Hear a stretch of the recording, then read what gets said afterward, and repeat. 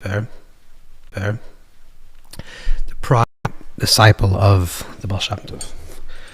So Magid Devarav Yaakov, we're going to learn the second two entries. This is Beis and Gimel. So he says like this: Shmua Tov Meretz Berachoik. It says in the pasuk, it says in the verse of Mishlei, that a good tithing comes from a distant land. So there's a connection between goodness, goodness and Torah, and the land, the earth, Eretz. Al derech v'yeshi Yaakov Eretz. Similar to what it says in the pasuk, it says in the verse that Yaakov dwelled in the land. So the Magid is going to say like this. This is Zohar. It says in the Zohar. The Zohar says that the Zohar talks about the three levels, general three levels of the soul. That there's a level of nefesh, a level of spirit, or a level of ruach, and a level of neshama. There are three levels of soul: nefesh, ruach, and neshama. And the way the Zohar describes it is that when a person is born, when a person is born, they receive an animal soul. Animal soul means they're similar to the animal kingdom. And then if they evolve, if they evolve to a higher level, to a higher state, then they receive the level of ruach, and to a higher state they receive the level of neshama. So this is what the Magid says. When a person is more refined, more elevated, lives at a higher level of consciousness and a higher level of reality, then they give him the level of nefesh. So this is the nefesh of kedusha, the nefesh of the holy. Why? When a person is born, they're born with the nefesh of Bahamas. What does that mean? That nefesh of Bahamas is the animal soul. And when a person overcomes their negative inclination, the Yetzer Hara, to get the level of the soul called ruach. Let's unpack this, what this means. So there's something that's called the nefesh of Bahamas. The nefesh of Bahamas, the animal soul, is something that we share with animals. Humans share with animals, but it's essentially the soul of survival. Every single thing in this world, whether it's a plant, or it's a vegetation, or it's an animal, any living thing in this world does two things. It self-preserves and self-perpetuates. Whether it's in the species or it's in its kind, every single thing in this world does that. Every living thing. A tree bends to light to receive nutrients.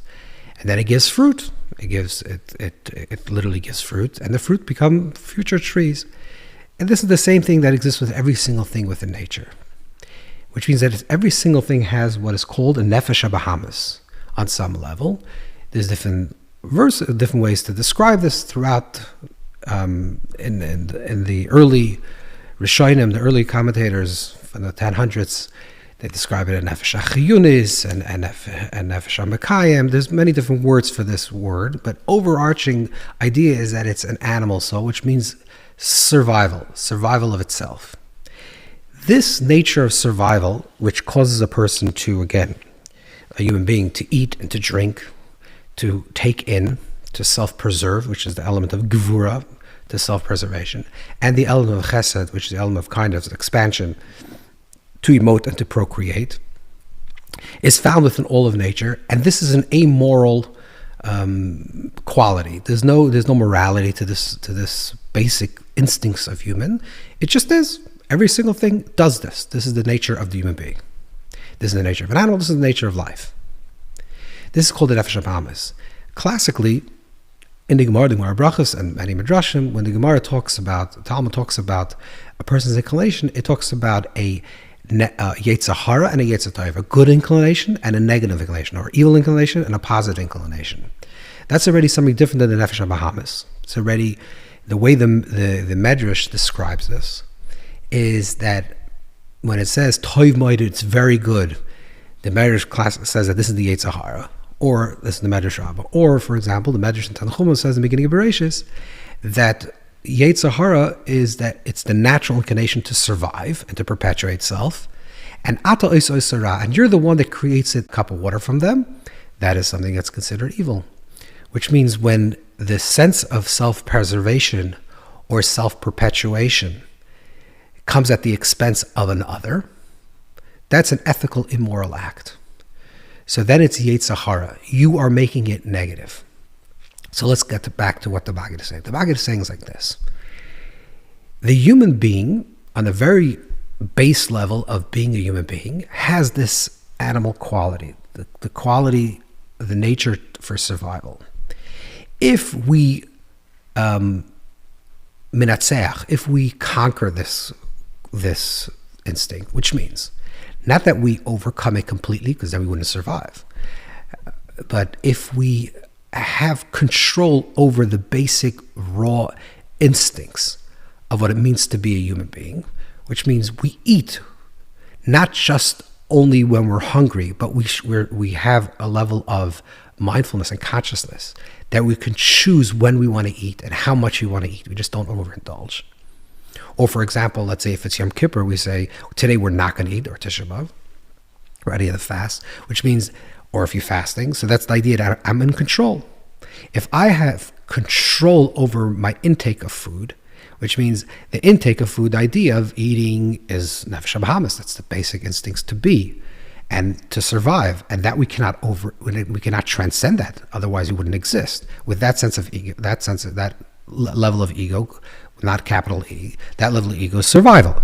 But if a person has control over his body or her body, which means a person can choose when they should eat and who they should have relationships with and at what time, which means you're controlling your instincts of survival and perpetuation in a way that you are the master of self, that you're transcending self, but you're the master of self and you can direct it in the correct direction, then that means that you have mastered the level of your nefesh habahamis, of your nefesh.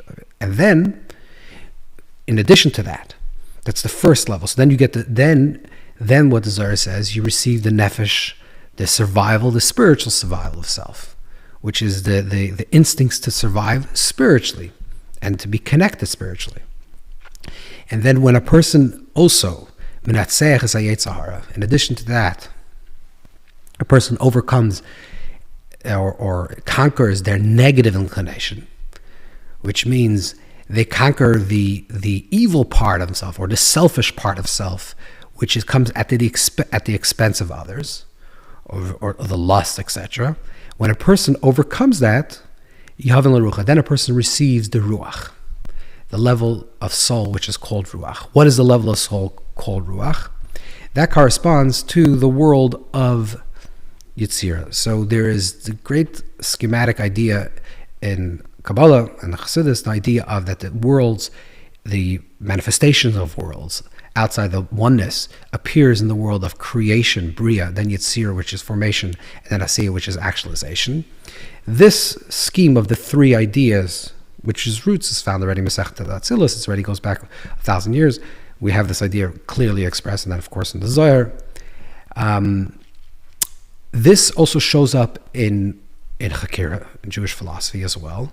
And it just has different names. The Ramban, Rabbeinu Bechaya, the Rekanti, many of them speak about these same ideas, but they call it different. They say that the Bria is called the Mechzav HaNeshamas, or the Olam HaNeshamas, or Olam HaKisei, the place of the throne. That's Bria. Yetzirah is called Olam HaMalachim, or Mechzav HaMalachim, the world of angels. And Asiyah is called Olam HaGalgalim, the world of the celestial spheres. So this idea is reflected in all different. There's different names, which means that there's the physical world, which we said is like the physical self. That's the nefesh. That corresponds to the world of nefesh, and the ruach is our emotions. That corresponds to the world of angels. So the Magid says when a person receives ruach and overcomes and manages this ruach, then all the angels are b'rishusay. Then all the angels are in his dispense. Now what that means is, on a very simple level, besides the high level, but at a very simple level, this means that not only are you control of your instincts, like we said before, whether you're going to eat or you're not going to eat, and how much you're going to eat, and if you're going to sleep and how much you're going to sleep, and if you're going to be intimate and when you're going to be intimate and how much you're going to be intimate, and who you're going to be intimate with. So you have control of your instincts of survival. The higher level is that you have control also of your emotions, which is much more subtle and much more deep, which means that could you control the instincts that you have to flare up in anger or to be judgmental or to other negative tendencies and emotions that you have. Now, again, it doesn't necessarily mean that you overcome it completely, but you can direct it and you can channel it in the correct direction. So are your midas, are your attributes, are your emotions also in control? So the first level of control is control of the body and mastery over the body. The second level of control and mastery is mastery over your emotions. That you don't let your emotions dictate how you're going to live. And just because you feel a certain way, you're not going to spiral out of control because of those emotions. But you can stop and pause and observe and let go. That is the idea of controlling of your emotions. So then when a person controls their emotions, then a person receives the higher level of neshama, which is connected to the world of bria, the world of intelligence. The person connects to the world of the kisei, the world of the divine throne. What does that mean? Right. What this means is that he in his thoughts and her thoughts creates a kisei, a throne for HaKadosh Baruch Hu, for the Creator. Which means they have full mastery, and of course it's on a spiritual level. Therefore, he says, when a person thinks about the love of Hashem, again, in his mind, then through that, HaKadosh Baruch Hu, Hashem, rests in the world, rest in that place of love. That means also when a person's in awe of the Creator, or thinking about the awe of the Creator of Hashem, Masha Oisei, then Hashem rests in the place of the year. Why? Why does Hashem rest there? That goes back to the teaching that we spoke a few times previously, that the two major themes, if you can say this, the two major themes which runs through all the teachings of the Magid is the number one idea is the idea of Ayin, which we explored before, and we are. So wherever we are, that's where Hashem's resting. Now, if a person doesn't have control of their body and control of their emotions, and certainly not even, and also not control, if a person should not let go of their thoughts, they should have every single moment of their thoughts, they should be thinking about Hashem, and then Hashem rests in that place. HaKadosh Baruch Hu rests in that clarity of thought.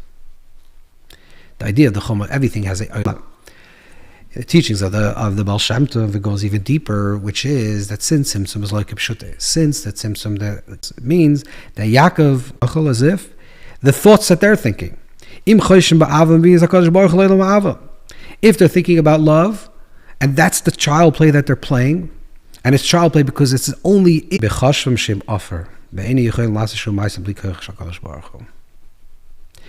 the way a person achieves this idea that Hashem comes to play kaviyachol, in this playfulness with you in the place of your thoughts, is when a person thinks about themselves that they're powerless without the koyach of HaKadosh Baruch Hu, without the strength of Hashem. When a person thinks about themselves and their ego, and their ego with a capital E, that it's I and I am, and then I am this person, this great person, then Hashem says, I cannot rest in that place. But when a person has Ayin, this idea of nothingness, feels himself empty of power, of course they have power, but the power comes, the power that they have comes from Hashem. When a person feels that they have no independent power, but all the power that they have, all the intelligence they have, all the emotions they have, all the physical strength that they have is because of HaKadosh Baruch Hu, because the Creator gives them continuously strength every single moment. So they make themselves in a vessel to feel themselves as Ayin, that they're nothing without the power of God. Therefore, when a person empties himself of self, and they recognize that their entire self is dependent on the Creator, on HaKadosh Baruch Hu, then whatever they're doing, Hashem is there. Possible for a servant to speak to his master, and HaKadosh Baruch Hu tells him that you should have gave me strength, and he said, which means that kaviyachol, as if we give strength to the Creator. How does it work? Just like the metaphor of a person that receives satisfaction because of pleasure. The same thing also, HaKadosh Baruch Hu has pleasure, has tainug, from the acts of the child, which we said before that the acts of Klal Yisrael, the actions of Klal Yisrael are like a child, and just like a parent, when it sees the child playing with their game, and they're engaged with their game, it brings tremendous amount of joy to the parent, and that's why the parent wants to join with them and be in the place of their game and whatever they're playing with, and that brings tremendous enjoyment to the parent. The same thing also Kaviyachol, when Hashem sees us in desire to connect with Him, a desire, even though we're playing Ma'aseh Katos, we're playing small man's play. It's like a child's play, because really, from the place of transcendence, what does our actions have an impact? From the place of Ein Sof, even though from the place of Atzmus it does, but from the place of Ein Sof, from infinity, what does finite actions have? It's the novelty of our action, and since HaKadosh Baruch Hu has tainug from that kaviyachol, and since Hashem has pleasure from our actions, therefore the therefore it brings tremendous amount of pleasure to Hashem. And that's what it means that Yisrael mefarnesim, that Klal Yisrael gives sustenance. It brings the pleasure. It's a loop, because the whole reason for creation, like we said previously, is because Hashem sees the pleasure that He's going to receive from the actions of the child. And now what we're doing this tremendous amount of pleasure as well. This is what it means. We're going to sanctify you, and we're going to make you strong. Kaviyachol, make HaKadosh Baruch Hu strong. What does it mean? We're making Hashem strong. We're indulging in the actions that bring divine pleasure, and by bringing divine pleasure, that's why we make Hashem great. So this is the idea of the mastery. The more mastery we have in our life, the more every single thought that we're having, Hashem is present in those thoughts and present in every single action, like the areas, like the wells of Yitzhak.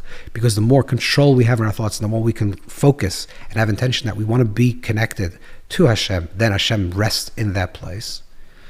And that's the first part of the teaching. The second part of the teaching is the more we empty ourselves and allow us and understand that all the force and all the power that we have comes from Hashem, the more we're involved in those actions, it seemed to be trivial from a meta high perspective, seemed to be very mice and nairis, like a childish play, like a tzipor medaberes, like a bird that's speaking.